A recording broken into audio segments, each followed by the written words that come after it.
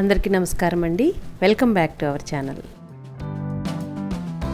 మన తెలుగువారి సాంప్రదాయ భోజనంలో తప్పనిసరిగా ఒక లిక్విడ్ ఐటమ్ ఉండాల్సిందే కదండి. చారు కానీ సాంబార్ కానీ ఏదో ఒకటి ప్రతిరోజు ఉండాల్సిందే కదా. మాకైతే దాదాపుగా చారు ఉండాల్సిందేనండి. అప్పుడప్పుడు సాంబార్ పెడుతూ ఉంటాను. ఈ చారు వల్ల ఏంటంటే మనం భోజనం ఆఖరిలో తినటం వలన త్వరగా డైజెషన్ అయిపోతుంది అనమాట. ఈ చారులో వేసే ఇంగ్రీడియంట్స్ అన్నీ కూడా మనకి ఇండైజెషన్ రాకుండా తిన్నవన్నీ కూడా త్వరగా డైజెషన్ అయ్యేలాగా చేస్తుంది అనమాట ఈ చారు. ఆరోగ్యపరమైన ఈ చారును తయారు చేసుకోవడానికి మనం ఒక చక్కని చారు పొడిని తయారు చేసుకుందామండి. చాలా ఘాటుగా ఉంటుంది. మనకి ఇప్పుడు ఈ వర్షాకాలం రకరకాల ఇన్ఫెక్షన్స్ అవి వస్తుంటాయి కదా, వైరల్ ఇన్ఫెక్షన్స్. అవన్నీ రాకుండా మనకి ఇమ్యూనిటీ బూస్టర్గా కూడా ఈ చారు చాలా హెల్ప్ చేస్తుందండి.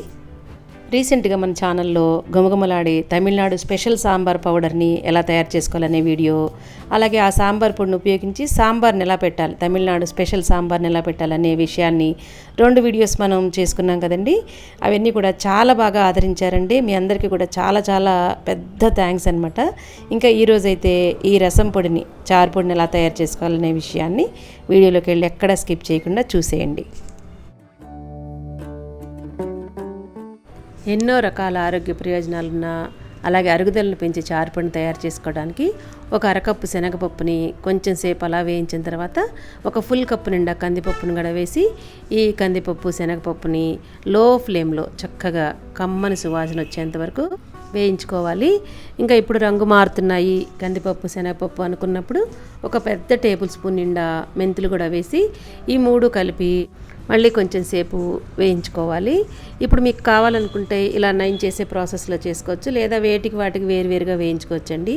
సింపుల్ ప్రాసెస్లో చేయాలని మీకు ఇలా చూపిస్తున్నాను అనమాట. ఇప్పుడు మనం కందిపప్పు శనగపప్పు కొలుచుకున్న కప్పుతోనే 2 కప్పుల ధనియాలని కూడా దీనిలోనే వేసేసుకోవాలన్నమాట.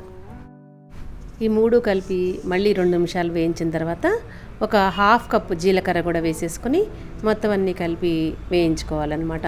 ఇలా స్టెప్ బై స్టెప్ ప్రాసెస్లో వేయిస్తే కనుక మనం ఒక్కొక్కటి వేయించుకునే అవస్థ ఉండదండి. అన్నీ కూడా ఈవెన్గా వేగుతాయి అన్నమాట. దీనిలోనే ఒక 1/2 కప్పు మిరియాలు వేసుకోవాలి, లేదా ఒక పెద్ద 2 టేబుల్ స్పూన్తో మిరియాలు వేసేసుకొని ఇవన్నీ కలిపి చక్కగా మళ్ళీ ఒక 2-3 నిమిషాలు వేయించుకోవాలి.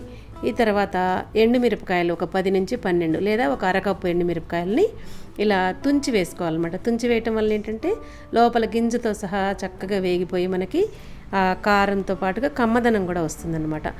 ఇలా మెల్లగా వేయించుకోవాలి.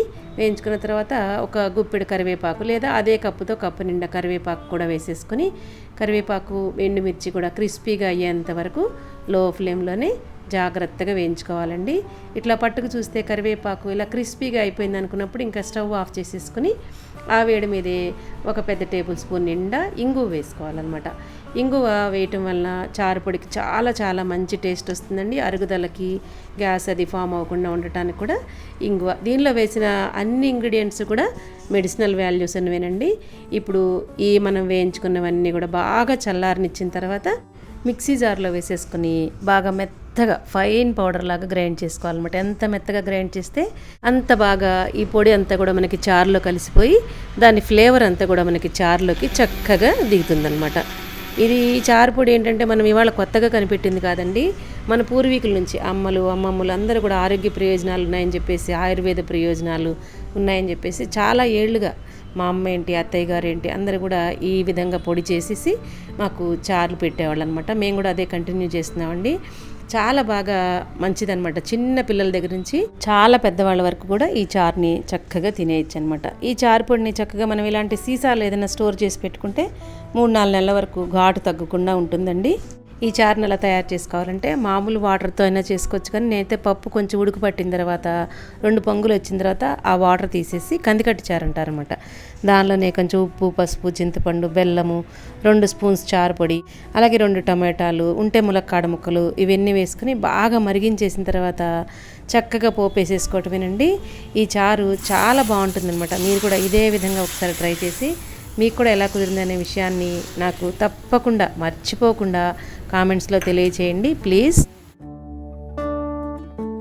ఇదండి ఈరోజు వీడియో. ఈ వీడియో కూడా మీ అందరికీ నచ్చిందని అనుకుంటాను. ఈ వీడియో కనుక మీకు నచ్చినట్లయితే ఒక్క లైక్ చేసి మీ ఫ్రెండ్స్కి, రిలేటివ్స్కి అందరికీ కూడా షేర్ చేసి మన ఛానల్ ఇంకా మంచి మంచి రెసిపీస్ కోసం సబ్స్క్రైబ్ చేయటం మాత్రం అస్సలు మర్చిపోకండి.